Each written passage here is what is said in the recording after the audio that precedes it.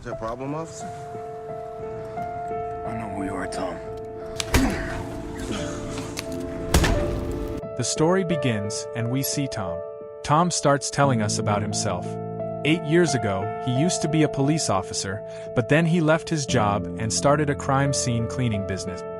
He is an expert in his work and has created very strong chemicals that make any crime scene completely spotless.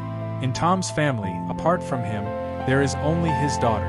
Many years ago, his wife died, and since then, Tom has raised his daughter alone. We then see Tom reach home and spend some time with his daughter, whose name is Rose. Rose asks Tom about his day, and Tom says that he had a good time today. As soon as he says this, he goes to sleep. After a while, he gets a new case, and according to this assignment, Tom has to clean a whole house. He reaches the location, but as soon as he arrives, he sees that the door is locked. He finds a note stating that the house key is hidden under a potted plant. Tom takes the key from under the plant and enters the house. Everywhere inside the house, there are only blood stains. Tom takes out a tape recorder and describes the whole scene, detailing what must have happened. Recording. This is Tom Cutler on April 6th. He starts taking pictures of every spot. Wall. Once he has all the evidence documented, he begins his cleaning process. After spending a lot of time, he successfully cleans the whole house. As soon as he comes home, he sees his daughter there. She tells Tom that she has made dinner. She found a recipe book in her mother's room, used her mother's recipe, and made a good meal. But Tom doesn't listen to these things. He just goes to take a bath. After his bath, the father and daughter eat together. She tells Tom that she didn't go to class today because her teacher is not teaching well. Tom says, "Don't do this again. You should go to school every day, no matter what the teacher does." After saying this, he goes to sleep. But as soon as he leaves for the office in the morning, he puts his hand in his pocket and finds the key to the house he cleaned. He remembers that he forgot to put the key back. Tom doesn't waste any time. He takes his car and drives back to the house. When he arrives, he sees that there is a woman inside who is the owner of the house. This woman's name is Ann Norcutt. He tells her, "I forgot to put the key back yesterday." After hearing this, she is shocked and asks, "Which key? And what work did you do here?" Tom instantly understands that something is wrong. He quickly changes the topic and says, "Maybe my office people gave me the wrong address. I was supposed to go somewhere else." After saying this, he leaves. As soon as he gets to his office, he starts his own investigation. Tom finds out that the police never actually gave him this case. Someone misused his services, and now Tom could get into big trouble because he has completely cleared a real crime scene, making it look like he is involved in a murder cover-up. Tom gets scared, gathers all the evidence he collected at the crime scene, and hides it safely. Then Tom's friend, Eddie, calls. Tom asks Eddie, "Can you meet me tonight? I want to have a drink with you." Eddie agrees. Tom comes back home and spends some time with his daughter. Rose tells him, "Mom used to take me to the theater all the time when she was working there, and I watched a lot of movies. Mom also told me about the time when you and she both went to Mexico for a wedding, and I was born 9 months after that." But Tom doesn't want to remember these painful things, so he leaves and goes to sit with Eddie that night. While there, Tom sees a news report on TV stating that Ann's husband, whose name is John, is missing. Tom starts to piece things together. He thinks that maybe Ann killed her husband or someone else killed John in their house, and they used Tom to clear the whole crime scene. Tom asks Eddie, "What happened with John? Do you know anything about his case?" Eddie, who is a cop, starts to tell him everything about the case. Then the detective in charge of the case, whose name is Jim, arrives.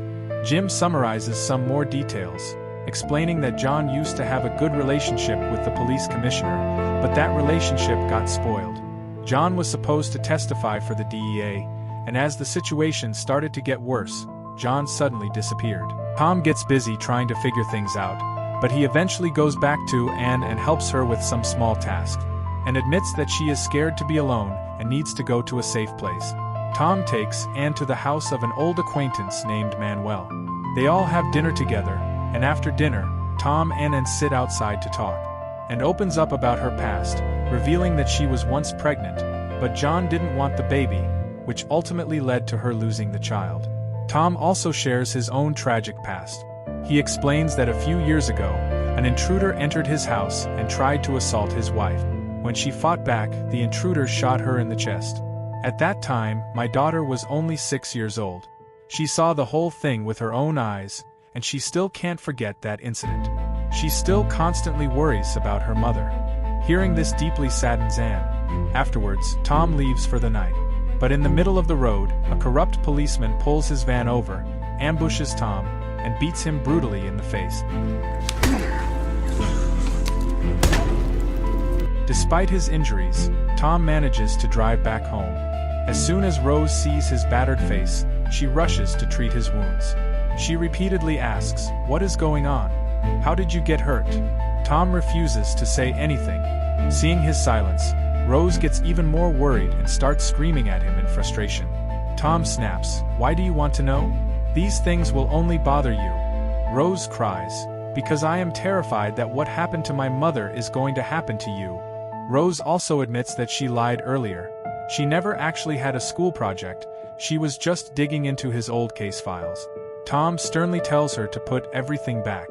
Furious, Rose starts throwing things around the room in a tantrum. Realizing he can't calm her down right now,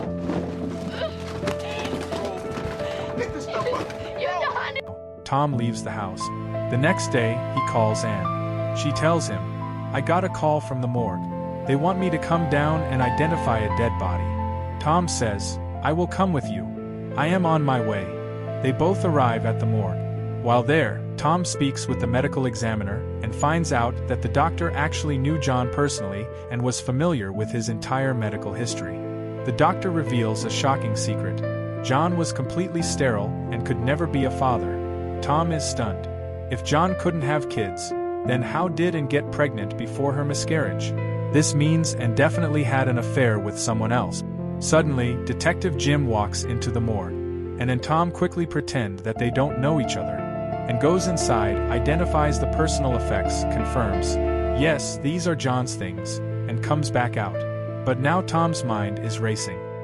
He immediately goes to Eddie and shares his new theory.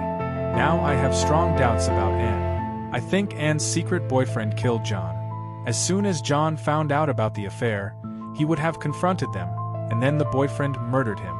After hearing this theory, Eddie gets defensive and tells him, "You should go to Jim right now, tell him the whole truth, and hand over all the evidence. Once Jim closes the case, he will leave you alone." But Tom replies, "I can't do that. It's too risky. There are too many chances of me getting framed." As the conversation continues, Eddie slips up and says things that make Tom realize Eddie knows and personally. Tom starts asking very specific, probing questions, and within moments, the horrifying truth clicks into place. Eddie is Anne's secret boyfriend. Disgusted and betrayed, Tom leaves Eddie's place and rushes over to Anne's house. When he arrives, he sees that she has packed all her bags and is getting ready to run away. Tom corners her and demands, "Why did you do this? Why did you kill your husband?" And frantically claims, "I don't know anything." Tom yells, "Don't lie to me. I know that Eddie is your boyfriend and the two of you murdered John. If you don't answer my questions right now, I am going straight to the police."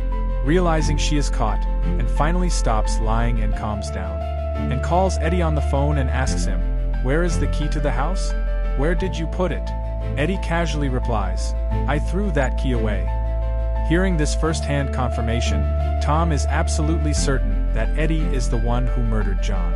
However, and threatens Tom, "If you say anything to the police, I will tell them everything, and you will go down with us because you are the one who cleaned up the crime scene." Tom coldly replies, "I don't care," and walks out. His first priority is his daughter, so he rushes home to send Rose to a safe place. But Rose insists on staying home today. Realizing time is running out, Tom leaves her temporarily and goes to Detective Jim to indirectly give him clues that point toward Eddie. In the meantime, Eddie figures out Tom's plan. He breaks into Tom's house, calls Tom's phone, and threatens that if he doesn't come back home immediately, he will kill Rose. Panicking, Tom speeds back to his house. He bursts inside, screams at Rose to hide in another room, and immediately tackles Eddie. A brutal fight breaks out between the two former friends. Come on, let's go. Let's go. Wait. During the struggle, Eddie confesses his motive. He screams, "John was a beast. He forced Anne to kill my child. And didn't have a miscarriage. John forced her to get an abortion. I thought that Anne and I would start a family together. That I would finally have a family again. But John destroyed everything. So I killed him. And I used your cleaning service so that you would unknowingly wipe away all the evidence." Tom replies, "You won't be able to escape. The police are on their way right now. If you surrender yourself, you might at least get a lighter punishment." Eddie pulls out his gun and points it at Tom, saying, "You are the only one who can send me to jail." Suddenly, the sound of police sirens fills the air. Eddie looks out the window, sees the cops arriving, and becomes enraged that he is going to be caught. But he decides that before he goes down, he is going to kill Tom. Aiming his gun, he cruelly mocks Tom. "If I kill you now, who is going to clean up the mess?" He goes to pull the trigger, but before he can, a gunshot rings out, and a bullet hits Eddie straight in the head. He drops dead. We then see that Rose is the one who fired the shot. She had grabbed Tom's spare gun and killed Eddie to save her father's life. Tom rushes over, hugs his traumatized daughter, and gently takes the gun from her trembling hands. Soon, the rest of the city's police force swarms the house. Tom meets with Detective Jim and hands over all the physical evidence he had hidden, along with John's secret ledger. Reviewing the evidence, Jim tells Tom, "You were just a pawn in this. I won't let your name appear anywhere in the official report. You are completely free." In the final scene, we see Tom's coworker, Miguel, professionally cleaning the blood and mess from Tom's own house. With this, the film ends. So friends, our video for today ends here. If you like the story, please like, share, and subscribe to the channel. Thank you.